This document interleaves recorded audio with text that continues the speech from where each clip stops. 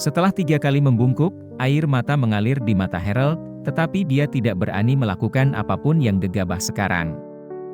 Dia tahu bahwa neneknya sangat kecewa dan marah padanya sekarang, jadi apapun yang terjadi, dia tidak boleh membuatnya marah lebih jauh. Lady Wilson menghela napas lega setelah melihat Harold membungkuk dan mengakui kekalahan. Dia tidak ingin cucu kesayangannya menundukkan kepala pada Charlie si pecundang. Tetapi mereka telah membuat taruhan yang melibatkannya. Dia adalah seorang penganut Buddha yang sangat taat. Jika Harold tidak menepati janjinya, dia pasti akan sangat takut akan pembalasan dan karma yang akan menimpanya sehingga dia akan kesulitan makan dan tidur. Karena itu, dia menatap Harold dan berkata dengan datar, "Harold, anggap 3 kali membungkuk ini sebagai pelajaran untukmu. Lain kali, jangan bertaruh pada sesuatu yang tidak sepenuhnya kamu yakini. Bahkan jika kamu ingin bertaruh, jangan libatkan keluargamu." Dengan wajah cemberut, Harold menggerutu, "Baiklah, Nek, aku lebih tahu sekarang. Aku tidak akan melakukannya lagi." Saat dia berbicara, matanya melotot ke arah Charlie dengan ganas, sambil berpikir, "Dasar bajingan. Beraninya kau memaksaku untuk berlutut dan membungkuk di hadapanmu. Kau membuatku kehilangan muka hari ini, aku bersumpah aku akan membalasmu cepat atau lambat."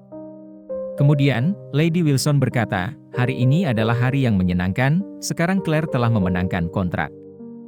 Ayo semuanya, kita harus bergegas dan membuat persiapan sekarang. Kita harus mengambil kesempatan ini untuk membangun kemitraan yang baik dengan Embran Group." Charlie mengingatkan, "Nenek, karena Claire telah berhasil membuat kesepakatan, tidakkah menurutmu sebaiknya kau mengumumkan pengangkatan Claire sebagai direktur perusahaan seperti yang telah kau janjikan?" Lady Wilson mengangkat alisnya, berbagai pikiran berkecamuk dalam benaknya. Dia memang mengatakan bahwa siapapun yang memenangkan kontrak akan diangkat sebagai direktur perusahaan. Namun, Claire bukanlah favoritnya selama ini. Suaminya yang pecundang itu selalu membuatnya kesal juga dan beberapa ide perlahan muncul di benaknya lagi. Bagaimana jika Claire lepas kendali setelah dia diangkat ke posisi setinggi itu di perusahaan? Apa yang akan dia lakukan? Pada saat itu, dia ingin menarik kembali janjinya. Lagi pula, dia tidak bersumpah saat membuat janji seperti itu, jadi dia tidak akan merasa bersalah sama sekali jika dia menariknya kembali. Namun, mengatakan pernyataan seperti itu tepat setelah Claire membuat kesepakatan akan menjadi tidak bijaksana, jadi dia berkata, "Mari kita lakukan ini saja. Besok malam, aku akan mengadakan perjamuan, mengundang semua orang terkemuka dan berpengaruh di Aurous Hill ke pesta. Di perjamuan itu, aku akan secara resmi mengumumkan kolaborasi kita dengan Embran Group dan pengangkatan direktur baru." Charlie merasa lega dengan kepuasan setelah pernyataan Lady Wilson. Claire juga tersenyum, yakin. Akhirnya, posisi direktur menjadi miliknya. Dia tidak perlu disikut dan diisolasi lagi, dan orang tuanya akhirnya bisa berdiri tegak dan bangga. Lady Wilson menoleh untuk melihat Claire dan berkata, "Claire, aku ingin kamu melakukan sesuatu untukku." "Ya, Nek, apa itu?" "Saya ingin Anda menghubungi ketua Embran Group dan mengundangnya untuk menghadiri jamuan makan besok." Setelah jeda, dia melanjutkan dengan penuh harap, "Jika dia dapat menghadiri jamuan makan kita, itu akan menjadi dorongan yang luar biasa bagi keluarga kita. Itu juga akan mendorong nama kita dikenal publik, membuat kita lebih terkenal." Claire merenung sejenak dan berkata dengan ragu, "Tapi, saya hanya bertemu Doris yang, wakil ketua, saya tidak melihat ketua sendiri. Ngomong-ngomong, tidakkah menurut Anda agak terlalu disengaja untuk menyelenggarakan jamuan makan ketika kita baru saja mendapatkan kontrak? Jadi apa? Saya ingin memberitahu seluruh Aurous Hill bahwa kita sekarang terikat dengan Embran Group. Kita akan menjadi sangat sukses dan kaya." Lady Wilson melanjutkan, "Bahkan jika ketua mereka tidak ingin datang, Anda dapat mengundang Doris yang, itu sama saja. Dia adalah orang kedua yang bertanggung jawab atas Embran Group, dia juga akan menjadi tamu terhormat untuk hadir di jamuan makan kita." Dia sudah menyeringai kegirangan saat memikirkannya. Dia merasakan tubuhnya memompa darah panas saat membayangkan bagaimana perusahaan-perusahaan besar dan keluarga-keluarga yang telah mendiskriminasi keluarga Wilson harus merendahkan diri dan mengabdi di bawah keluarga Wilson. Keluarga Wilson akan menjadi lebih cemerlang dan mewah di tangannya. Claire merenung sejenak sebelum menjawab dengan hati-hati, "Baiklah, aku mengerti, aku akan mencoba." "Jangan coba-coba. Kau harus." Claire mengangguk enggan, lalu menoleh ke Charlie dan berbisik, "Apa yang harus kulakukan? Bagaimana jika ketua tidak hadir? Bagaimana jika Doris yang tidak mau ikut juga?" Charlie terkekeh dan berkata, "Coba saja dan lihat. Kau punya nomor telepon Doris Yang, bukan? Mungkin dia akan setuju begitu kau meneleponnya, siapa tahu?" Tujuan dari perjamuan itu bukan hanya untuk menunjukkan kekuatan keluarga Wilson tetapi juga untuk mengumumkan promosi Claire menjadi direktur. Sebagai suaminya, itu akan menjadi acara yang menyenangkan untuk mendukung istrinya dan merayakan promosinya. Saat ini, Claire tidak tahu bahwa suaminya adalah ketua Emgrand Group. Dia memainkan jari-jarinya dengan cemas dan mendesah sebelum berkata, "Dia adalah ketua Emgrand, kudengar dia adalah tuan muda dari keluarga yang sangat kaya di Eastcliff. Orang seperti ini pasti sangat sibuk dengan bisnisnya sehari-hari, bagaimana dia bisa meluangkan waktu untuk menghadiri perjamuan semacam itu?" Charlie tertawa dan berkata, "Kurasa tidak. Mungkin dia seseorang yang menghabiskan waktunya bersama istrinya di rumah setiap hari, memasak dan mencuci sepanjang hari. Siapa tahu?" Claire memutar matanya ke arahnya dan menggoda, "Apakah menurutmu semua orang sepertimu?" Charlie mengangguk. "Ya, mungkin bos Emgrand Group sama sepertiku." Claire mengerutkan bibirnya dan mendengus. "Hentikan. Itu tidak mungkin, membuat kita lebih terkenal." Claire merenung sejenak dan berkata dengan ragu, "Tapi, aku hanya bertemu Doris Yang, wakil ketua, aku tidak melihat ketua sendiri. Ngomong-ngomong, tidakkah menurutmu agak terlalu disengaja untuk mengatur perjamuan ketika kita baru saja mendapatkan kontrak? Jadi apa? Aku ingin memberitahu seluruh Rose Hill bahwa kita sekarang terikat dengan Emgrand Group. Kita akan menjadi sangat sukses dan kaya." Lady Wilson melanjutkan, "Bahkan jika ketua mereka tidak ingin datang, kamu dapat mengundang Doris Yang, itu sama saja. Dia adalah orang kedua yang bertanggung jawab atas Emgrand Group, dia juga akan menjadi tamu terhormat untuk hadir di perjamuan kita." Dia sudah menyeringai kegirangan ketika dia memikirkannya. Dia merasakan tubuhnya memompa darah panas ketika dia membayangkan bagaimana perusahaan-perusahaan besar dan keluarga-keluarga yang telah mendiskriminasi keluarga Wilson harus merendahkan diri dan melayani di bawah keluarga Wilson. Keluarga Wilson akan menjadi lebih cemerlang dan mewah di tangannya. Claire merenung sejenak sebelum menjawab dengan hati-hati, "Baiklah, aku mengerti, aku akan mencoba." "Jangan mencobanya. Kau harus." Claire mengangguk enggan, lalu menoleh ke Charlie dan berbisik, "Apa yang harus kulakukan? Bagaimana jika ketua tidak hadir? Bagaimana jika Doris yang tidak mau ikut juga?"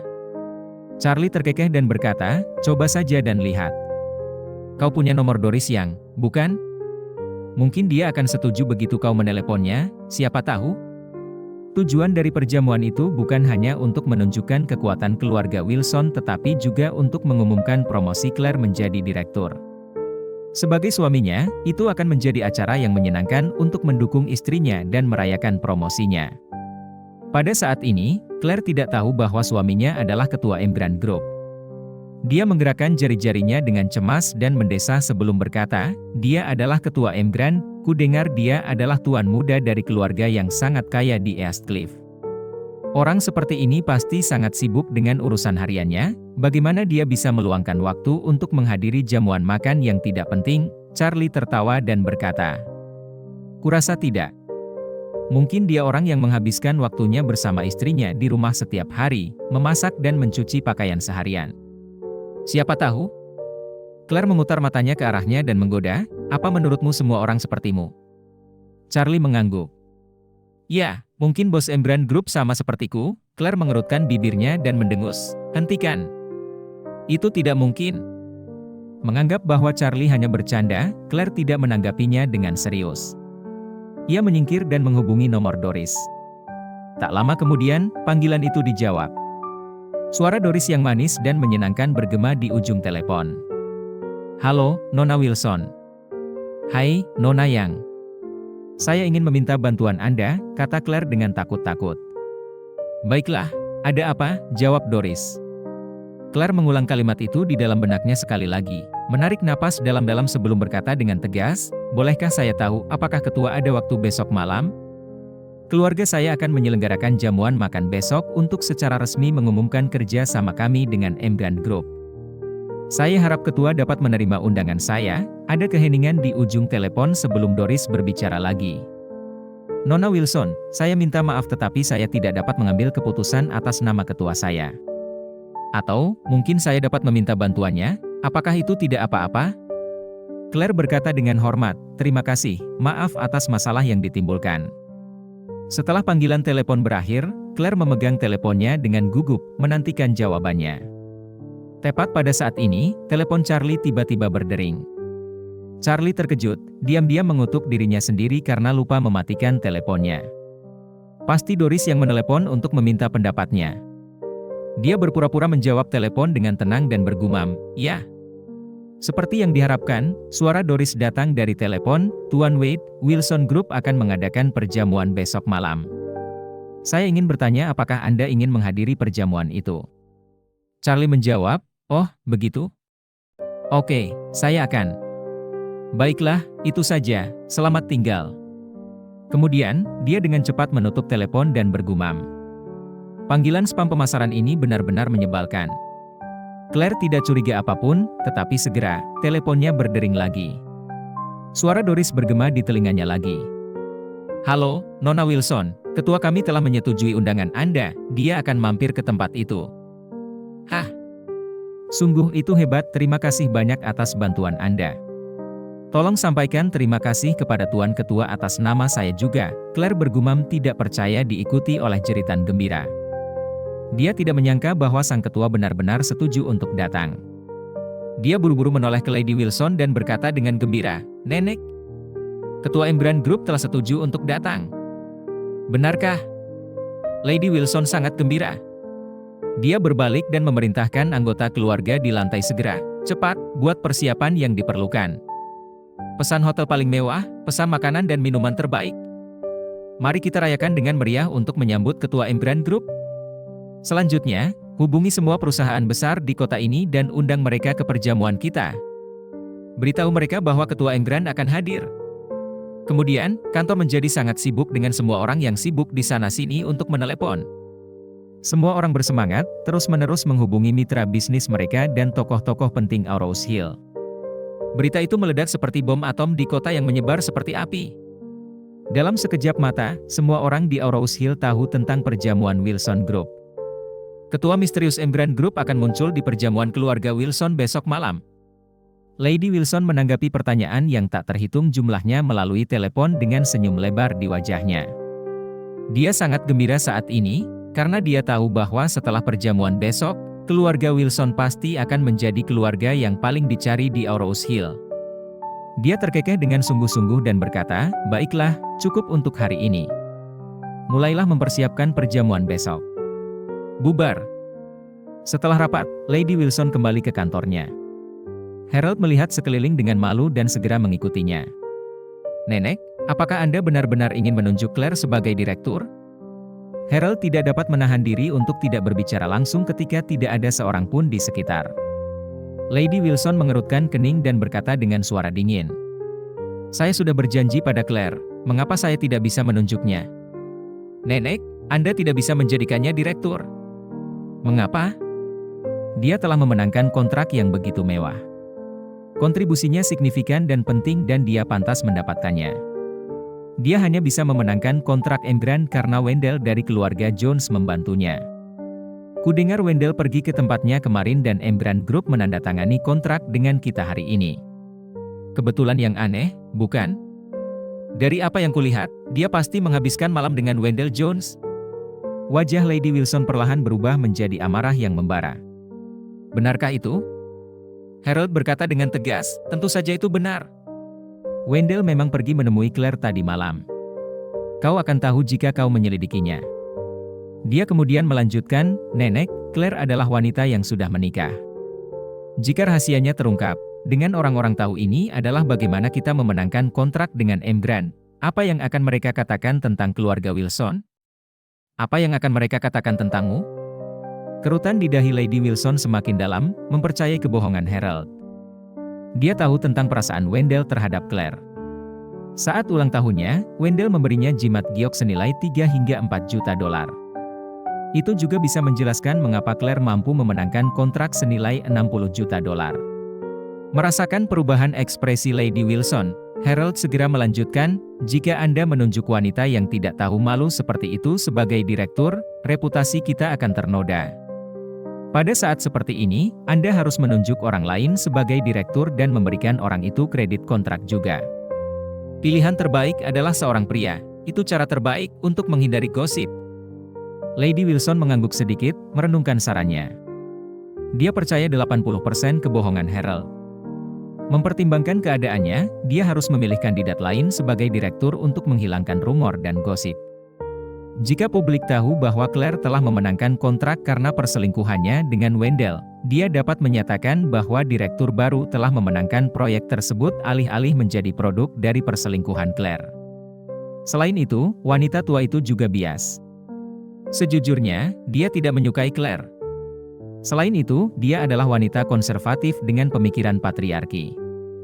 Dia tidak menyukai gagasan Claire perlahan-lahan menumbuhkan pengaruh dan kekuasaannya dalam keluarga Wilson. Dia harus menghentikan pertumbuhannya dalam keluarga untuk mengkonsolidasikan aset keluarga Wilson. Dia telah mengambil keputusan dalam diam saat pikirannya menjadi liar. Dia menatap Harold dan berkata dengan dingin, "Harold, mulai sekarang, kamu harus mendengarkanku. Lakukan apa yang aku perintahkan, dan jangan lakukan hal-hal yang aku katakan untuk tidak kamu lakukan. Apakah kamu mengerti?" Harold berdiri tegak dan berkata, mengekspresikan kesetiaannya, "Jangan khawatir, Nek, aku akan mengikuti perintahmu seperti pelayan yang setia. Aku akan pergi kemanapun kamu tunjuk, aku akan melakukan apapun yang kamu katakan." "Baiklah." Lady Wilson mengangguk dan melanjutkan, "Pada perjamuan besok, aku akan mengumumkan bahwa kamu adalah direktur baru dan akan sepenuhnya bertanggung jawab atas proyek dengan Evergrande Group. Tetapi ingat, kamu harus patuh dan setia. Aku dapat mengangkatmu, tetapi aku juga dapat menjatuhkanmu." Harold menjerit gembira dan berkata, "Jangan khawatir, Nek. Aku akan menjadi anak yang baik."